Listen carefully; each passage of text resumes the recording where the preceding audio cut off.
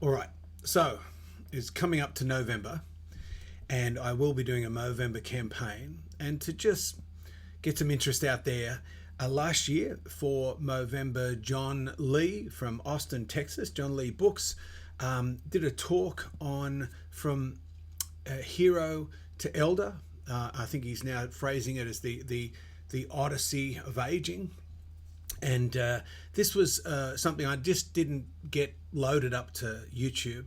So it was an event that we had here in the room behind me with a whole bunch of men and some guys online, and just John sharing about his emerging thoughts as a man who's in that stage of life. And I'm part of a few groups that are in that phase themselves, where I'm 61 now and wanting to finish strong.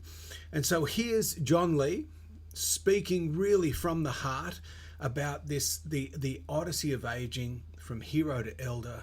And you look out for this Movember. I will be running another event with John, another year on with him, as he's putting this book together and his ideas. Just another opportunity to join us online, and there'll be other events that will be coming up that I'll announce in another video. So here's John Lee live from Austin, Texas in 2024 for Movember. So, John, I will just say, look, thank you for doing this chat today because I've just started the recording. So, this will be some of what people hear. And I know today it's over to you to talk about hero to elder. So, thank you. Okay. Yeah. Thank you, Steve. So, I should have called this talk.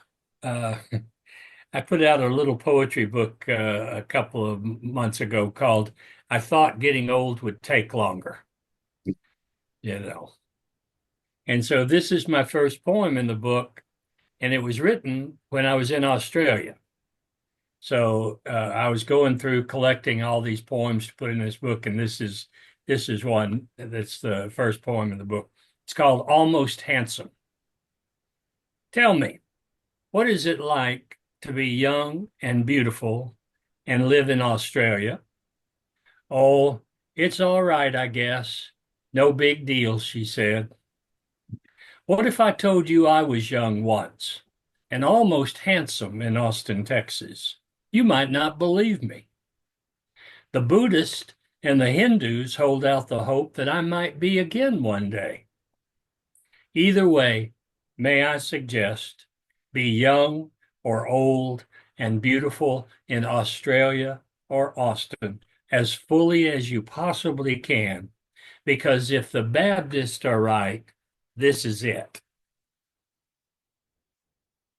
Okay, that went over like a lead balloon. I'll read you this other one here.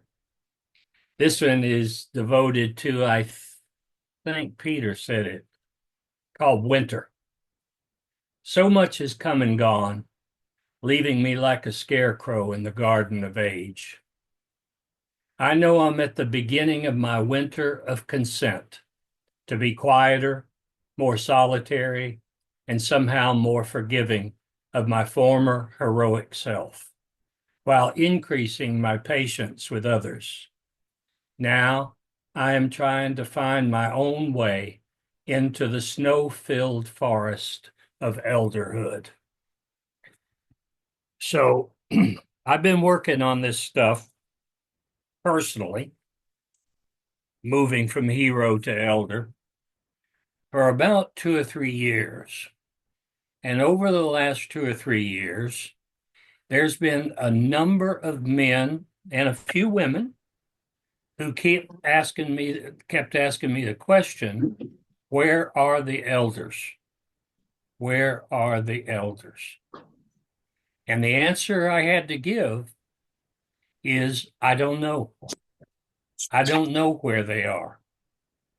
Because in our culture, and to some degree, y'all's are the same, we are a youth-driven society who shuttle our elders, our old, aging people away, and we do not, quote, respect our aging people. And one of the reasons why we don't respect our aging people in this country is because aging people don't want to become elders. They want to do what? Stay young. Stay young. stay young, right? And then what I realized was in the first 40 years, what I was doing, maybe in the first 50 years really, was being like a hero. In my family of origin, in my biological family, I was designated the hero child. Anybody in the group, did you get that designation somewhat to be the hero of the family? Yeah, sure Raise did, your, John. Yeah. raise your hands if you did. I want to see Yeah. if anybody else did. Yeah, yeah. So I was set up really well to go on the hero's journey. That's what I want to just introduce for real quick, because probably most of you know this. Joseph Campbell.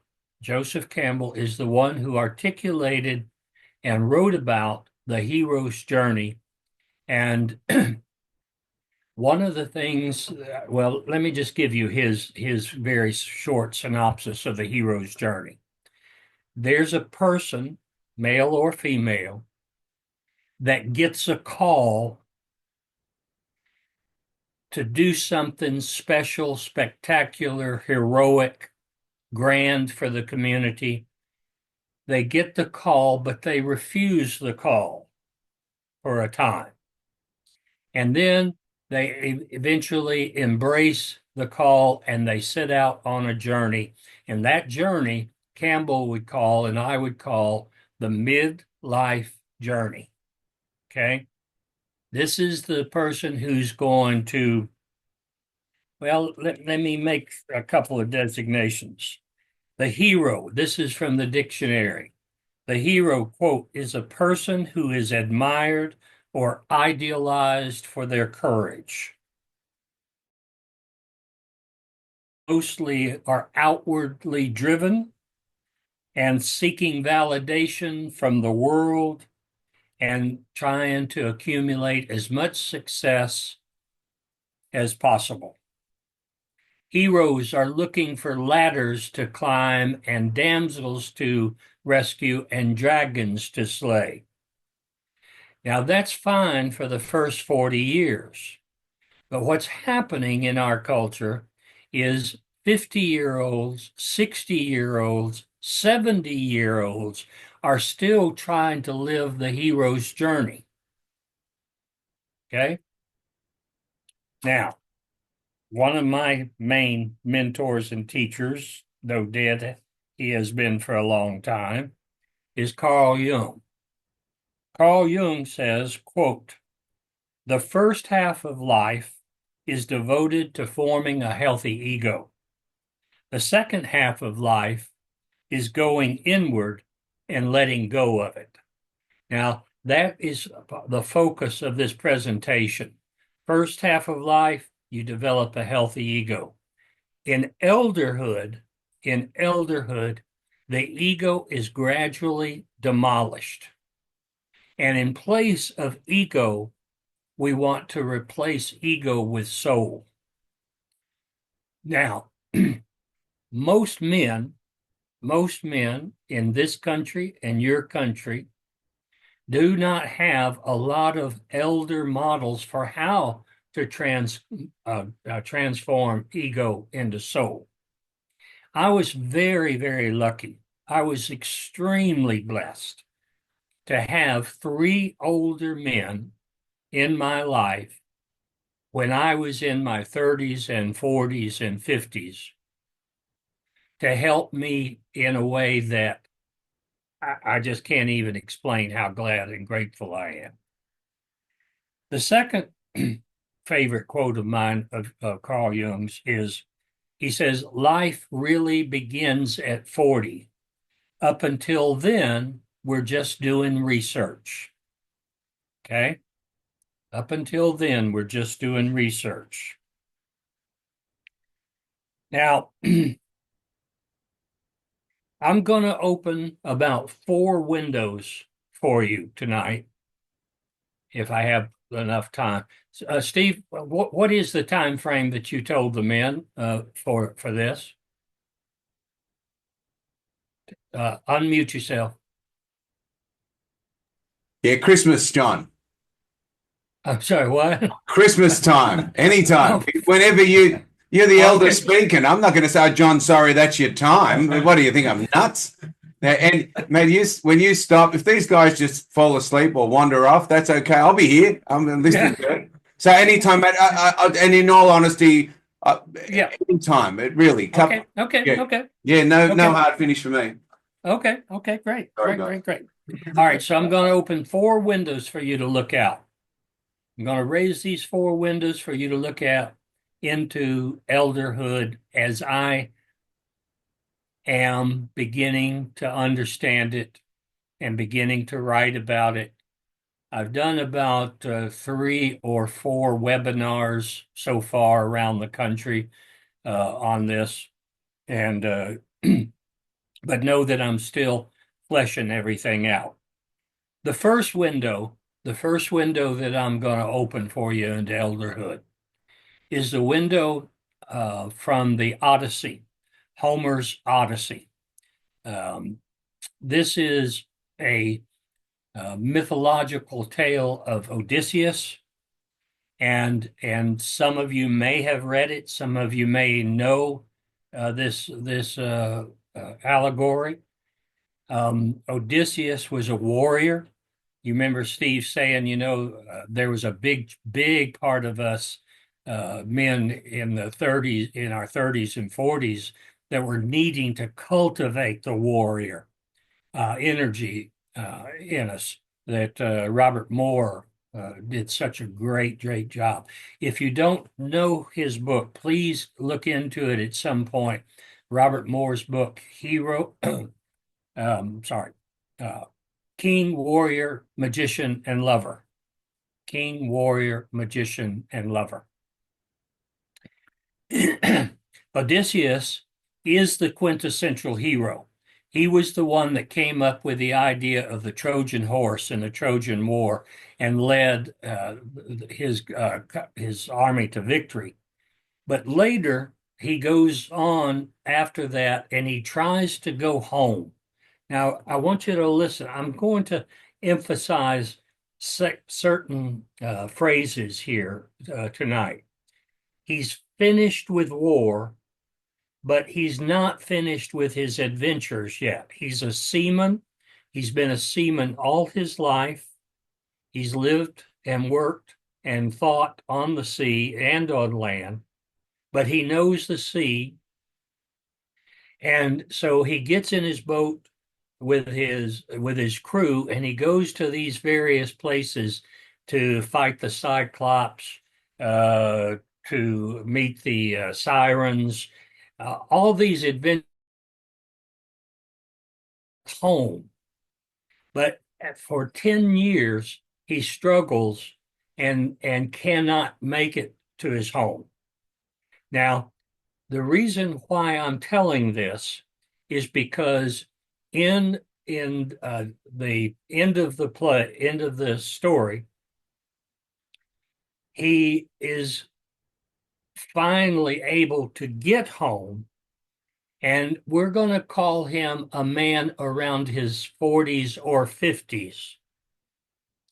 And he's home and he's restless. He's home and he's restless. Some of you men, in your struggles, you may be restless and you're trying to find home. I know I am still trying to find home. There's an ancient Chinese proverb that says, all sickness is homesickness.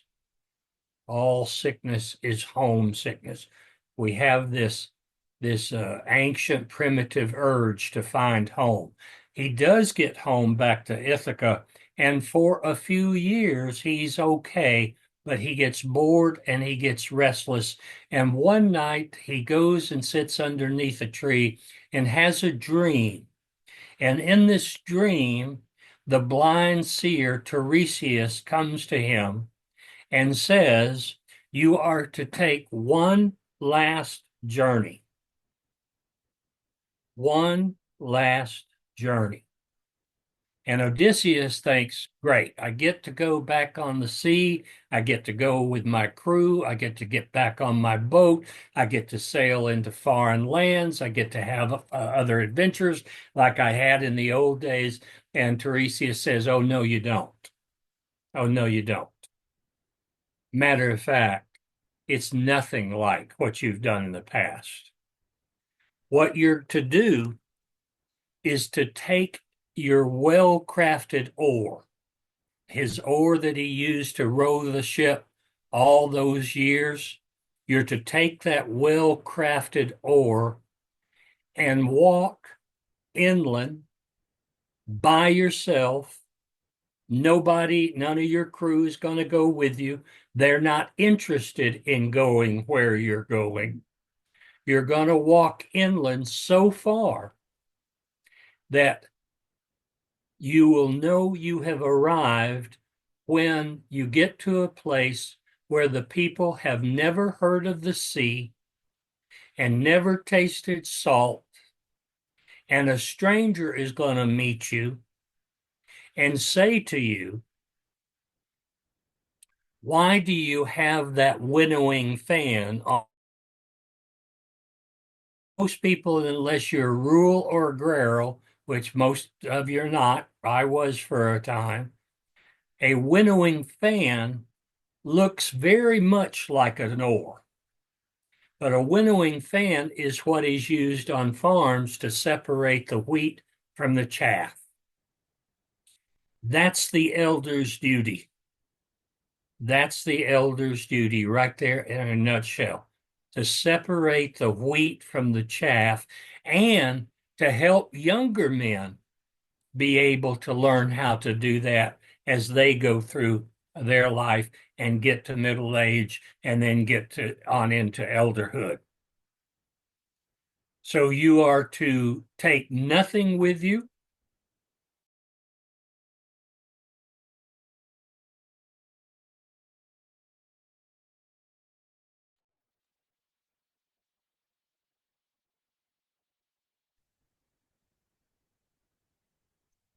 You still there, Steve? Yeah, we're still here. It looks like John's, from what I can see, has got some red bars there. So we'll just see if he comes back online. Always the unfortunate thing with the other side of the world, right?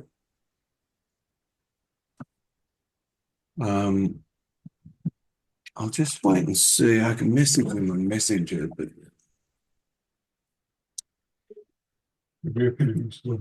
hey. Oh well, that's probably good. If he's dropped, then he might rejoin. You might want to stop recording.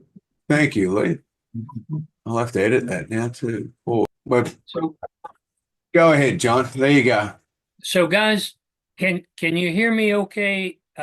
You know, one of the things that is troublesome to me, even though I've gotten much better at it, you know, for 30 something years, I used to do this stuff in person, you know, at workshops and out in the woods and in conference centers.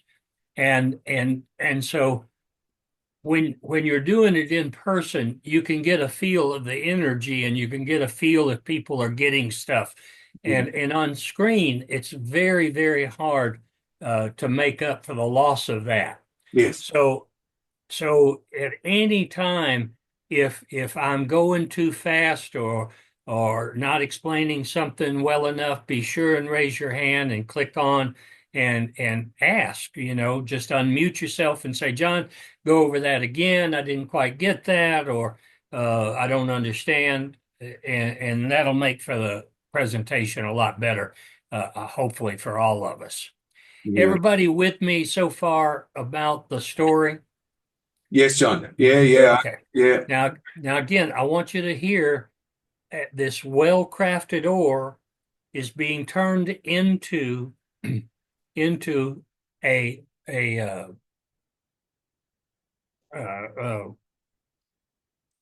I lost the word for it.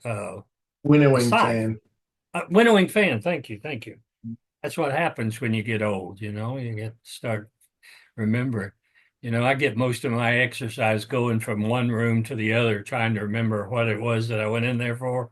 I get like my 10,000 steps just doing that shit, you know, back and forth, back and forth. Anyway, so the winnowing fan. So he's there, and in the dream, Tiresias the blind seer says, you will plant that ore in the ground, and the stranger will help you. Because when you plant your ore in the ground, after having made this solitary journey, leaving behind home, leaving behind a career, some of you guys were talking about retiring and what's next after that. Plant your well-crafted ore into the ground. And then Tiresias says, then you have to do 3 sacrifices. You have to sacrifice a ox, a sheep, and a wild boar. And the stranger at this new land says, I'll go down to the community and bring back the ram and the bull, but you've got to go out into the woods and catch the wild boar, and you cannot use any of your heroic tools. Now listen to that again. You cannot use any tools that you've known in the past to capture this wild boar.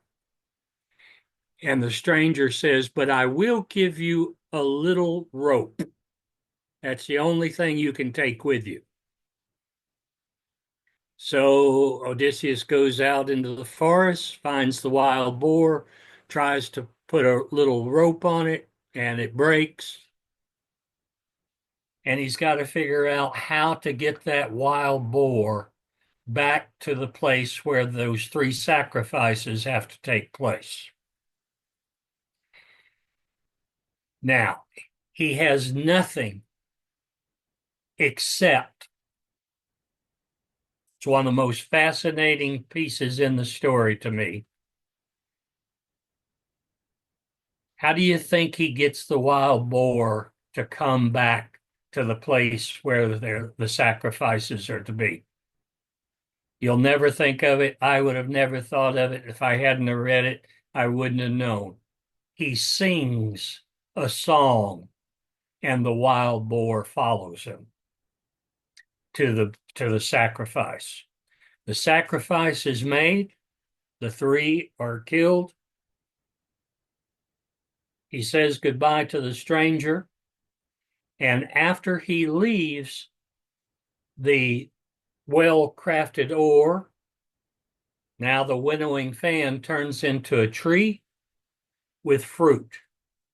An elder is a tree planted in the earth that will turn into fruit for the young people around them. If we do not turn into fruit for the young people around us, we are failing as elders. We are failing as elders. He gets to go back home finally. He's a successful king. He's a successful husband. He's a successful father. He is a successful elder, which is nothing like being a successful hero. That's the short version. If you want the long version, buy a book called Old Age by Helen Luke. She's got a very extensive version of that story. Old Age by Helen Luke. Now, questions or comments, thoughts before I open another window? Hopefully this window is kind of cleared. You can see out it. Questions, comments? Anybody raise your hand and speak? I can totally relate to even from a work perspective thing, I've been at my job for 25 years now, and I can see, the new people coming through and all the conditions and stuff we have be eroded by that sort of thing. And because there's no sort of elders there now that were there and held up those sort of traditions or conditions that we had, So yeah, totally late. And elsewhere in life too. Yeah. How many of you men have an older man that has mentored you? Raise your hand if you had that. Yeah, good. Most men do not have that. But I'd Most say, men John, don't even have friends. that would be as a result of really having to do the wound work of knowing you haven't got someone. So I've had to seek people out, even like yourself, right? So they weren't there, but it has been a blessing. I wanted, Phil, you had a question. I just wanted to. Yeah. You want to? Yeah. The question was, comment. Yeah. did you say that the elder has two roles? One as winnowing, separating wheat from chaff, and the other one is bearing fruit? Yep. Wonderfully said, bud. You got it. See, I have 5 men 60 and under that I meet with every other Tuesday, just as a mentor or elder, and I set that up in large part because I was mentored and eldered for free. Now I still have to do sessions like Steve and some of y'all. I have to make my living therapy, but I have to give back in ways that I'm trying to talk about here today. All right, let me go on. Here's a little sliver of a window I'm going to open. One of the things that is failing in our society is we are living what is called in a horizontal society. Pre-industrial revolution. We lived in what is called a vertical society. A horizontal society, which is what we have in America and y'all have in Australia, a horizontal society is the 16-year-old feels just as entitled to whatever as the 60-year-old.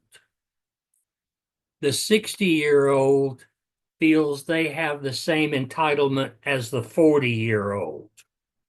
So it runs this way. Pre-industrial society, it ran this way. Now, here's the best example of a vertical society. Apprentice, journeyman, master. If you were a carpenter, pre-industrial, well, even I'd say until the 1990s and 2000s, there was still some elements of that in the crafts, not so much in the arts, but it used to be in the arts as well. You would apprentice to a master. You would become a journeyman after such and such period, and then you would become a master yourself. This would be a painter, a musician, a sculptor, a writer, but also a bricklayer, a carpenter, an electrician.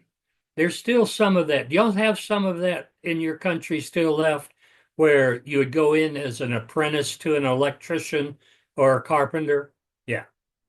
It's basically gone in most other part of the culture. But that is a big loss. Now, people always get angry at me for what I'm about to say, and I'm not going to, I'm going to make it real clear that I'm not judging this. I'm just observing it and pointing it out. The 16-year-old son is dressed like the 50-year-old father. The 16-year-old daughter is dressed like the 45-year-old mother. Now, that's just an observation. I know y'all have seen it, correct? Correct? Have you Yes. seen it? Yeah. Yeah, yeah. It's this way. It's this way. Now, in traditional rural India, not so much urban India, but in rural and agrarian India, they have clearly a vertical society still intact. This is the 4 stages of a man's life. First stage is student stage. This starts around 5 to 8 years old and runs to about 20. Very often, if it's possible, that stage, the young man goes and lives with his guru and studies with his guru. The second stage goes from about 20 to 40, and it's called the householder stage. This is the person who does exactly what the word sounds like, creates a family, gets a job, brings income, builds a home, takes care of the children, and that is that stage. That goes from about 20 to 40. The third stage is what's called the forest dweller stage. This is about 50 to 60 to maybe 70. This person says, you know what, I'm pretty much done with the householding stage. I've done my work. I've paid my bills. I put my kids through school. And now I'm going to go out into the forest on these little journeys and excursions and stay at ashrams and meditation sites because I'm beginning my spiritual journey into true elderhood, which then goes into the 4th stage, which is known as the renunciate. This is the person whose only job is to pray and meditate and read the scriptures. These people know what time of life they're in. Most of you and I don't, right? So that's an example of a vertical society. I'm going to take a pause there and ask if there's questions or comments about anything said so far. Just unmute yourself and speak. So what in the past decade or so, like when you observe what's changed, how did it change for the young to the, yeah. I'm not sure, we have, I'm sure y'all do too, all these different generations. I'm the baby boomer generation, as several of you people are or close. I'm 73. And then we have the next generation and the next generation and the next generation. And what we've seen in the United States is sort of an entitlement. Do y'all see that in Australia as much? Young people. Absolutely. Yeah, is that you, Luke, saying that? Yeah. And I've got stepkids where work must be paid entertainment. Uh-huh. There you go. And life must not have stress. There you go. There you go. And they're entitled to being funded by others. There you go. That's a good way to say it. So the bottom line is for me is that if you don't know that you need to become an elder because you haven't been around, and I don't use this word very often, but I'm going to go ahead and use it now, an initiated male who is 40 or over. Now, I also want to make a caveat there. There are young men and women who can be elders in their 30s and maybe even younger, but it's hard to be an elder younger than 30. but there are these men and women, you know, here in America, we would call them old souls. Old souls, you know, they're 30 going on 90 in some ways. Okay. Other comments or questions before I open another little window? John, I was just talking to the butcher yesterday, just in passing, because he was sweeping in the and I said, "Oh, you're doing all the big jobs," because he is the one of the master butchers up there, and it did take me back to when, like what you were saying, Leith, about when I was an apprentice boilermaker. The first thing I had to master before I could do anything was sweeping, because you had to sweep the factory from one end to the other. And my boss, who was he got kicked out of school at 15. He he didn't even look at my credentials. He just told me, I don't need to look at your school certificate. I'll know if you're any good in a week, right? Alan knows I'm not a very good boilermaker. I'm just looking at him. But I had to learn to sweep. I had to learn to sweep without putting dust in the air, which I thought I thought that was insane. I thought this guy's lost his mind, right? That to sweep a whole factory from one end to the other without dust going up. But I learned to do it because that was the job. You learned to, and I think sometimes you can spend a week or two just cutting 6-inch bits of steel, like you had to. And I think like I watch that now, that level of entitlement now, where that wouldn't. I don't know if kids have got the patience to be able to just sit there. No, that's true. And, yeah, the attention. Yeah, the attention span is and so to short. accept the instruction that's the job. Once you learn to do that, we might teach you something else if you're lucky. It's that, and that's the entry point. Not that you're not special. You're an apprentice, and after you do that, you can go get all our lunches. That sort of just you earn your way forward, right? Where now, when the guy said, "When did it start?" I'm not a technology basher. I just don't believe in doing that. But the immediate gratification, you cannot become an apprentice if immediate gratification is your sole aim. Mark, what are you going to say something? Oh, just that would be classed as some form of abuse or some kind of workplace bullying or something these days. Yeah. Yep. I had to go to work at 12. I was working and making my money at 12 years old. I worked in my dad's machine shop every afternoon after school, on Saturdays, sometimes on Sundays. And then in the summer, I would get 1 week paid vacation. And the rest of the time I was working 40, 50 hours a week till I was 17. Now, I hated that son of a bitch for that. There's no question about it. But it did something to me that allowed me to become disciplined in areas that was hard for me as a flying boy to be.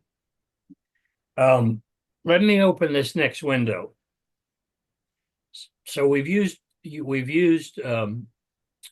mythology. I want to continue using mythology a little bit and philosophy to talk about this stage of elderhood. In Plato's book, The Republic, Book 5 of the Republic, he talks about the allegory of the cave. Some of you may have got exposed to class, most people didn't, because it's not something easy to talk about. But I'm going to talk about it briefly, again, as a window into elderhood. Plato says in the Republic that human beings, exist in a cave. We live in a cave. And in this cave, we are chained to the floor. We're chained to the floor. And we can only look this way and forward, one direction. We cannot turn to the side, to the right side, and we certainly cannot turn around and look at what's behind us. Now listen to this. When I say this, one of the problems in some of this work that Robert Bly and Robert Moore and Michael Mead is that we don't think symbolically and metaphorically. In the United States, we're rationalists, we're reasonable, we're logical, we're in our heads, and myth and symbol is not readily accessible. So I'm going to say it again. We're in a cave and we're chained to the floor and we can't decide. We're all looking this way. Now, folks, this way is, oh, we're getting a sign saying internet connection is unstable. Okay. It did just stop for a bit, Danny. Oh. Only a second, John, but it's fine. Okay. Yeah. Okay. So let me continue. So what we're seeing in this cave is a giant screen. The cave wall serves as a giant screen. And outside the mouth of the cave is a brilliant fire burning. And things are going across the mouth of the cave, and it's casting a shadow onto the cave wall. And we think that shadow is reality. We think that horse that we're seeing on the cave wall is the real thing. And we're all in agreement that that is reality. And that's the first half of life. That's the first 40 years. That's societal and political and industrial indoctrination.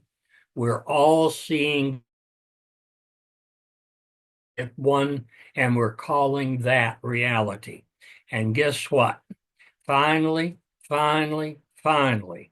one hero, man or woman, one hero somehow figures out a way to break their chains, and they crawl out the cave, and they're immediately blinded by the fire and the sun, and then they see that what is outside of the cave entrance is reality. Okay? So just like Joseph Campbell talks about the hero's journey, he doesn't talk about what happens after the journey. And Plato does talk about what happens after the hero comes out. But then, because he's a hero, guess what he's going to do next? He's going to go back into the cave and try to tell the people that what they're seeing are illusions and not reality. How are the people going to react? Martin Luther King, Malcolm X, John Kennedy, Bobby Kennedy, Mandela. Okay. Here's why I use the story. There's no elder outside the cave to tell him to do what? If you're going to go back in the cave, you got to be very careful with how you bring forth your truth. Any of you remember as a young man trying to bring forth your truth and it didn't work out so well?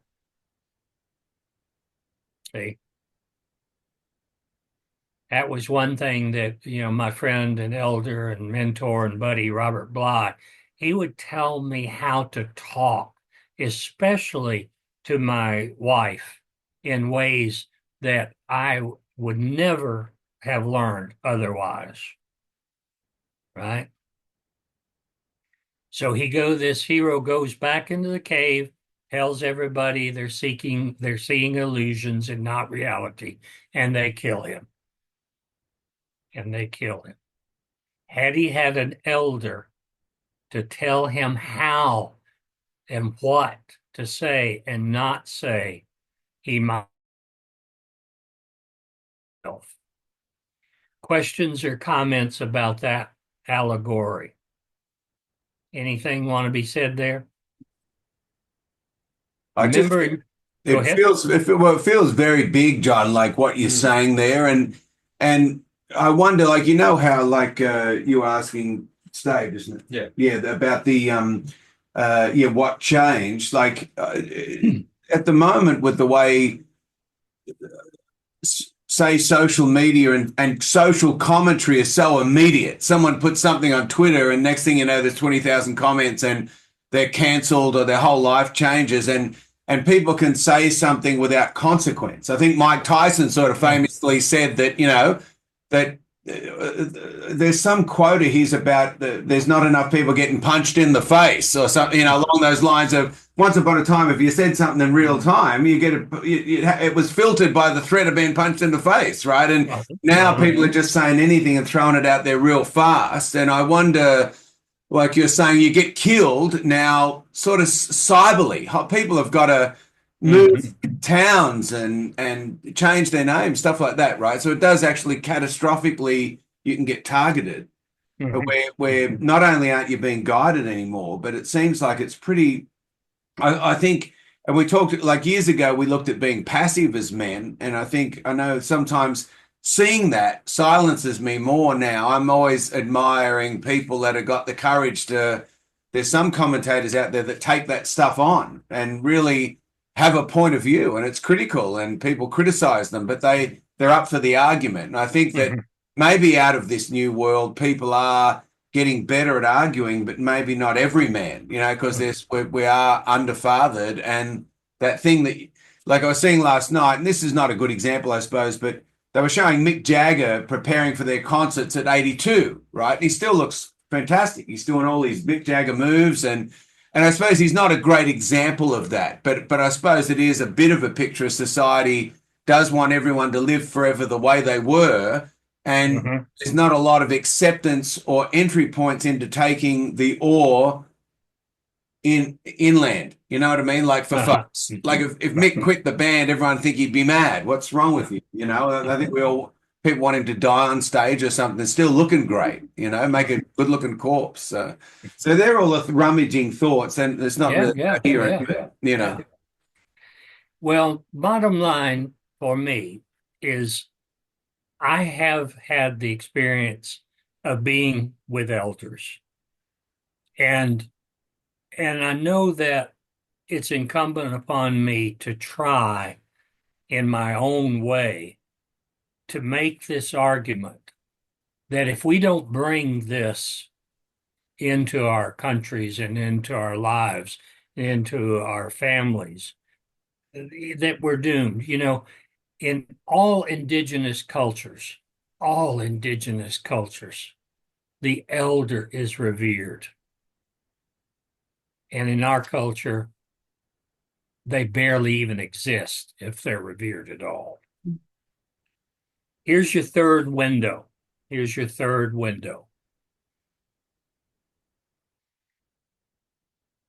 Arthur Miller wrote a play that came out in 1949 on Broadway.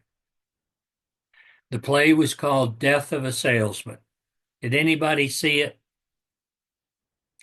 In 1949, it was the great actor, which most of y'all probably won't remember, American actor named Lee J. Cobb. He played the lead role of Willie Loman, who was a salesman. Okay, that was his livelihood. That's the focus of the play. He was a salesman. Later on in the 80s, and you can rent this if you ever want to see it. It's one of the greatest plays, and it's one of the greatest plays that talks about the lack of elders and the continuation of the heroic journey of anything that I've ever seen or pulled together.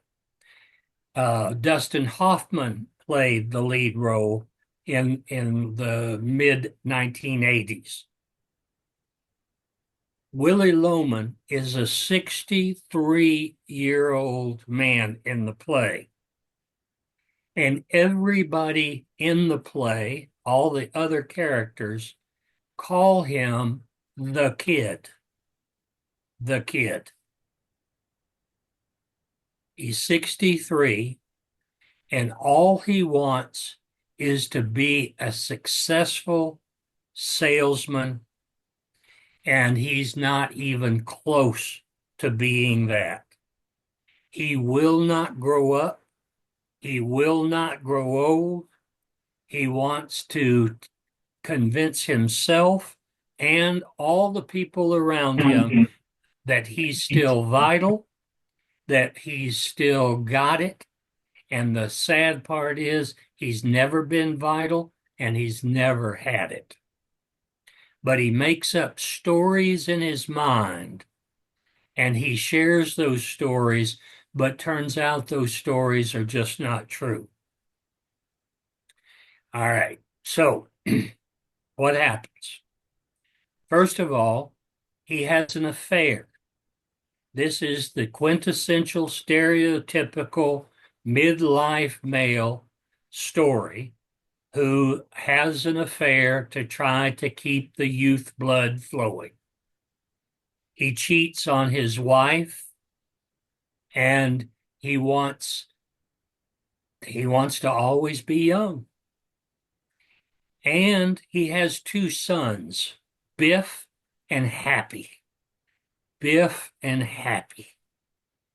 And he wants them to be a success, and they're as much of a failure as he is. Biff is in his 30s, Happy is in his early 40s, and they can't grow up. The story is finally going to result in him thinking about committing suicide because he believes that the insurance policy will benefit his family in ways that he could not. And in the play, they find a rubber hose that he had hidden where he goes down to the basement periodically to try to get up the courage to commit suicide. Finally, after the truth about his life comes out in the play, he goes out at night and he takes packets of seeds and he starts planting seeds in his backyard. And he says in the play, a man should have something in the ground, and I have nothing in the ground.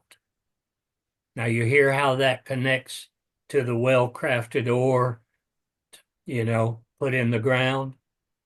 See, we use this word, we've been using this word for some time now. He's not very grounded, we'll say, or she's not very well grounded, we'll say.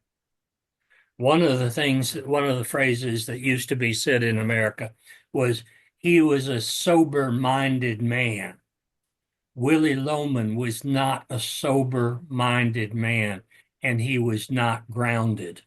Elderhood is about being grounded in truth, being grounded in reality, being grounded in ways that we just don't see many people today.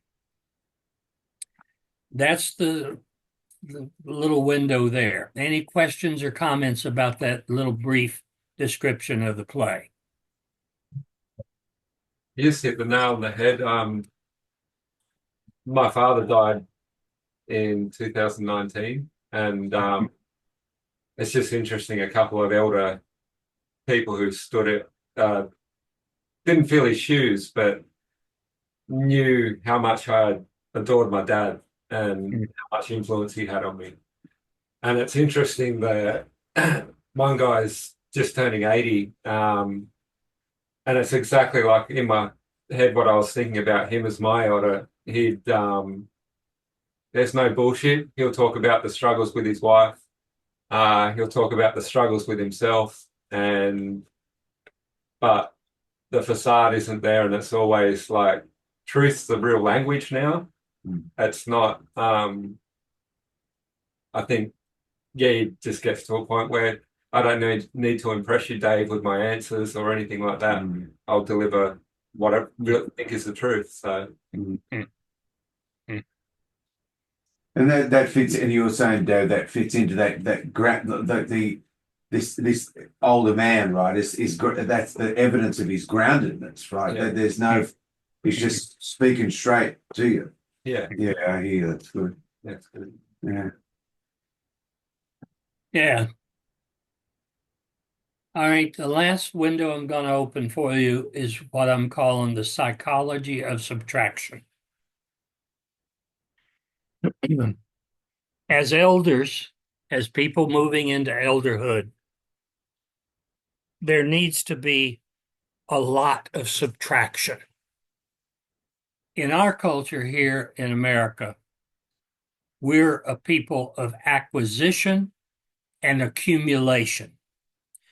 We have storage units to store our stuff that we've accumulated and acquired and are too resistant, maybe too afraid to clear out. Elderhood is about clearing out the clutter, not just what's in our storage units, but what's inside us.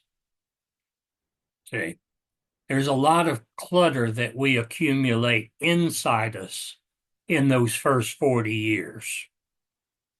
The clutter such as addictions that you guys have talked about, the clutter of overemphasis on materialism, the clutter of being overly wanting praise and adulation. Motherhood is about clearing out the clutter.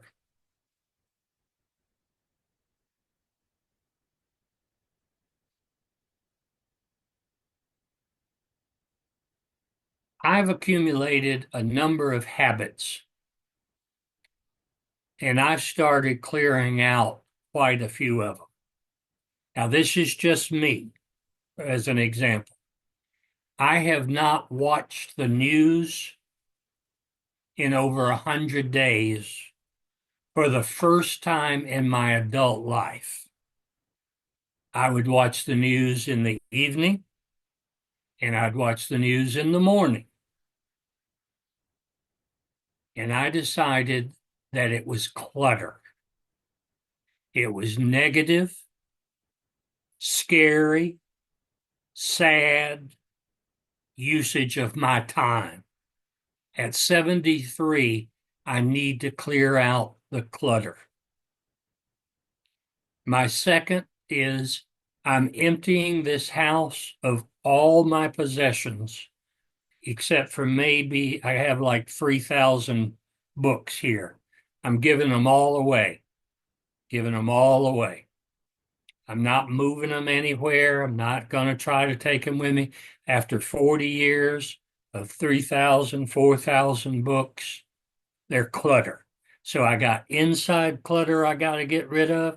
I got outside clutter I got to get rid of, because in order to go into the next stage of my life, which if I wanted to use the Hindu term, the Indian term, the renunciation, if I have all this clutter, I cannot focus on the spiritual stuff that I need to do to make the passing into the final days of my winter life. That's just me. That's just me. What clutter, what do you need to subtract that will help you strip away the superficial layers so that you can see the deeper hidden essences of your life, the mysterious parts of your life that being in the first 40 years, you did not have time to look at nor cherish because you were like me, just trying to make a living, trying to earn money, trying to pay your bills, trying to pay your mortgage. And now you've got to start removing stuff. Here's what Lao Tzu, the Chinese philosopher, says, quote, "We shape clay into a pot, but it is the we want." He goes on to say, to attain knowledge. John, you dropped out for a sec. Can you repeat Okay. the quote? Okay. This is from Lao Tzu, the Chinese philosopher. We shape clay into a pot, but it is the emptiness inside that holds whatever we want. And then he goes on to say, to attain knowledge, add things every day. To attain wisdom, subtract things every day. So I came up with this idea that I'm calling psychology of subtraction. What do you need to subtract in order to go into elderhood for those of you close to it? And for those younger, what do you need to start thinking about subtracting? What do you need to start thinking about eliminating some of the heroicism? See, the word that I like to use with my clients is, what are you still trying to do heroically? Heroically. You're 50 years old. What are you trying to still do heroically? You're 60 years old. What are you still trying to do heroically? You're 70. What are you still trying to do heroically? How are you thinking heroically? How are you behaving heroically? And when are you going to move out of the hero into elder and move from ego to soul? Now I'll take questions with whatever time we got, and anything else that you want to ask, even if it's not about what I've so poorly presented tonight. I've got a question. Okay. In the latter end, and for those who are addicts know that step 12 is giving back. How do you know that you're doing a true step 12 and helping others as opposed to calling that a heroic act? You ask them. You ask them what they need, as opposed to assume you already know. See, one of the worst rules, and some of you are going to find this kind of upsetting. The golden rule is one of the worst rules that's ever been created for certain contexts. For certain contexts. The golden rule works very well for business, but the golden rule, do unto others as you would have them do unto you, that is a failing rule for real connection, real intimacy, and real love. The better rule is what I call the platinum rule. Do unto others the way they have been longing for perhaps their entire life. See, when I was a young man, one of the things that I did was I tried to give people and show people love the way I wanted to be shown. Then I realized that I need to ask these people, my loved ones, my family, my sponsees, how do you want me to give to you? What do you need from me? Not this is what you need from me. Because I don't know. I don't know. You and I are different. So the answer that I have to that question for a while now has been ask. A lot of people love their sons and daughters like they themselves would like to be loved.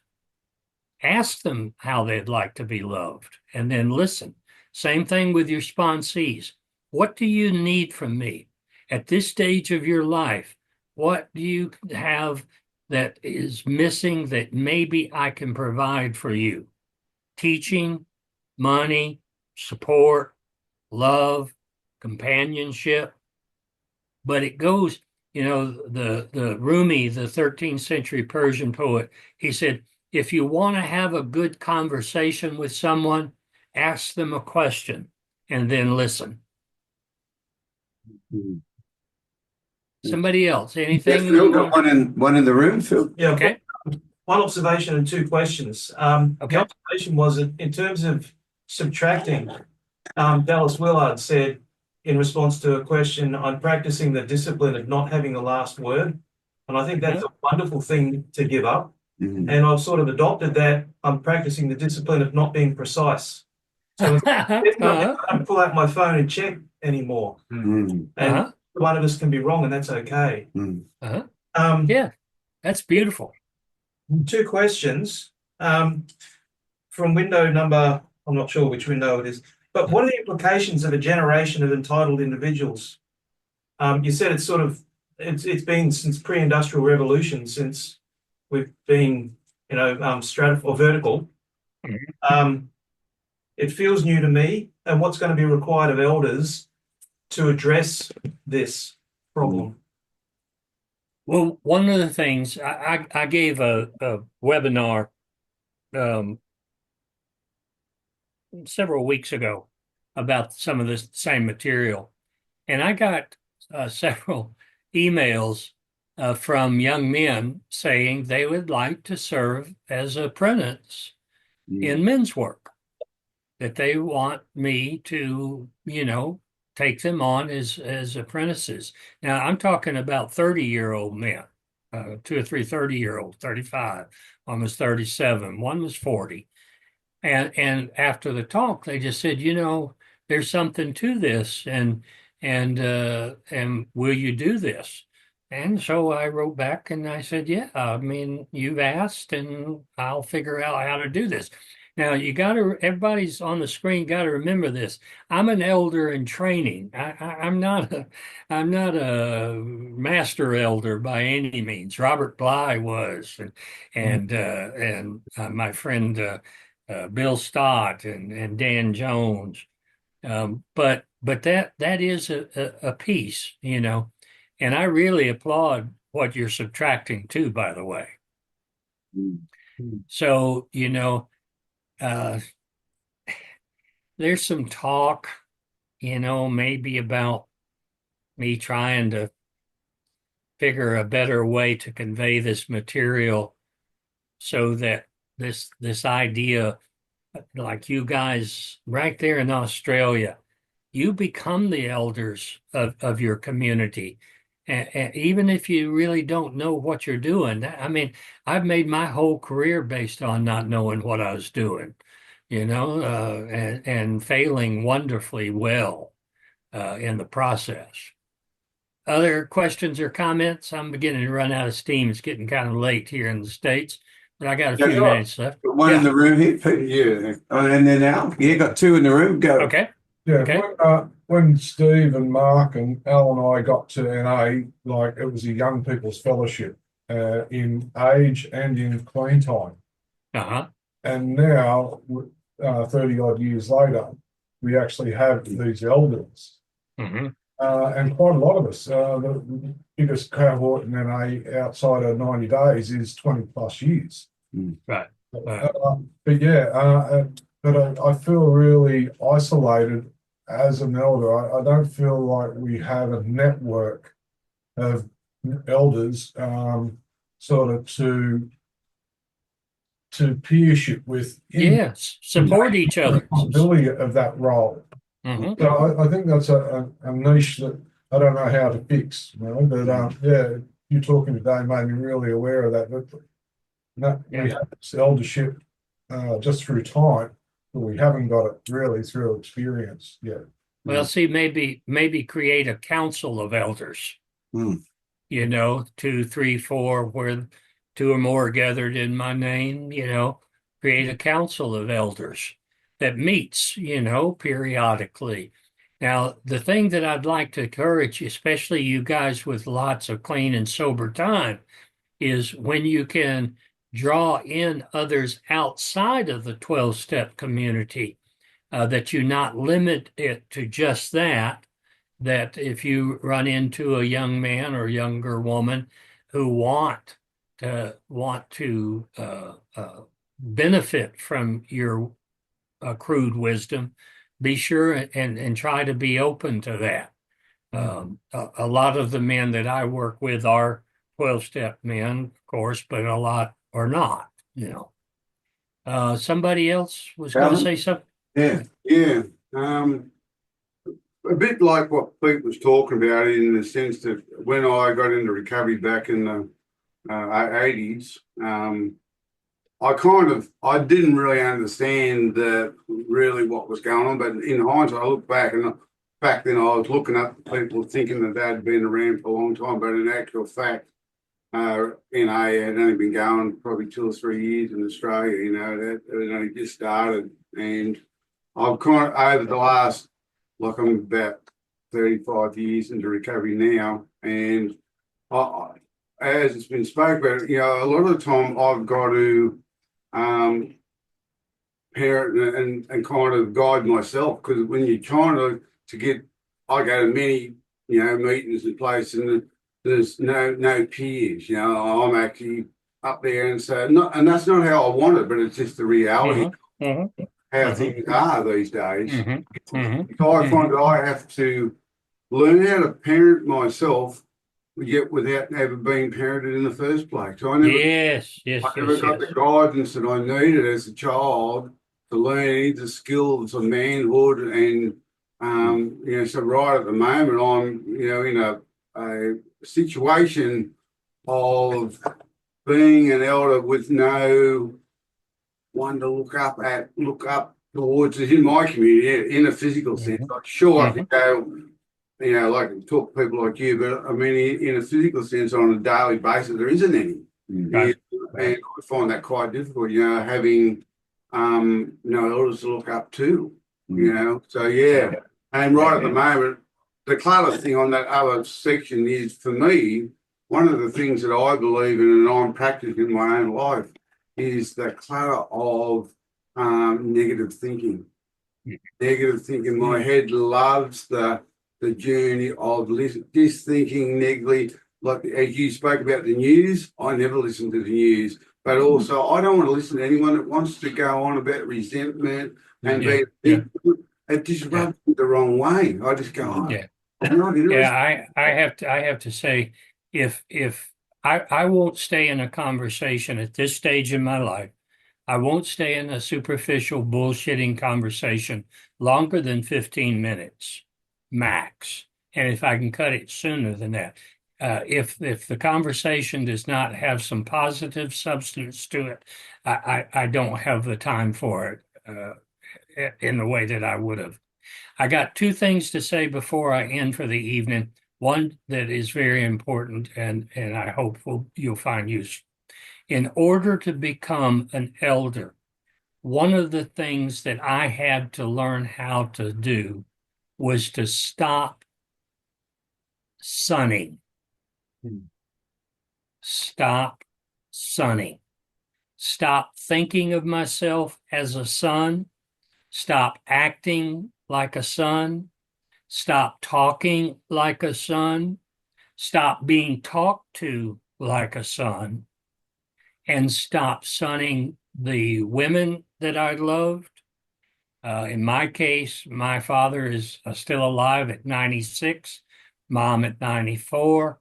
I had to stop sunning them. This is something that I learned, believe it or not, Steve, in Australia. I was on tour with some very, very incredible people, and one man he was probably 70, 75 on the time, Dr. Cruz, was on this tour. And I said to him, I took him aside one time and I said, I was like 38 years old. and had been teaching at the university and then on tour with these incredible people who knew what they were doing. And I just said to him, Dr. Cruz, every time I get around my father, we have these clashes and conflicts and arguments. And I said, it's just driving me crazy. I don't know what to do about it. And this very, very wise elder said, John, stop being a son. I said, but I am a son. What the hell do you mean stop being a son? When you get around your dad, you talk like a son, act like a son, think like a son, and he thinks and talks and acts like a father. So stop sonning him.